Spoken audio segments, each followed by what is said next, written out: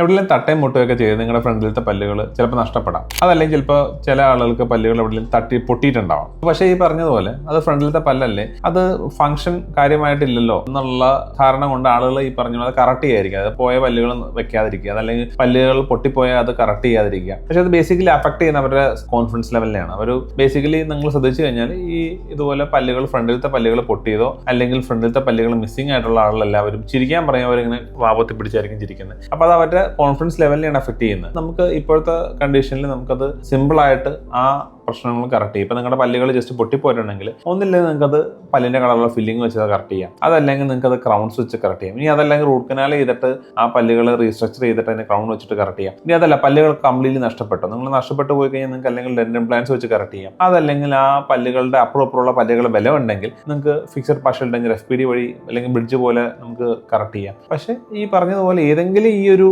ചികിത്സാ രീതിയിലൂടെ നിങ്ങളുടെ പല്ലുകൾ ഡാമേജ് ആവുകയോ നഷ്ടപ്പെടുകയോ ചെയ്താൽ അത് കറക്റ്റ് ചെയ്യണം. അത് കറക്റ്റ് ചെയ്യാതിരുന്നു കഴിഞ്ഞാൽ നിങ്ങളുടെ കോൺഫിഡൻസ് ലെവലിനെ അഫക്ട് ചെയ്യുകയും ചെയ്യും. അതുപോലെ തന്നെ നിങ്ങൾ ഭാവിയിൽ ചിരിക്കുന്നത് എങ്ങനെയാണെന്ന് മറന്നു പോവുകയും ചെയ്യും.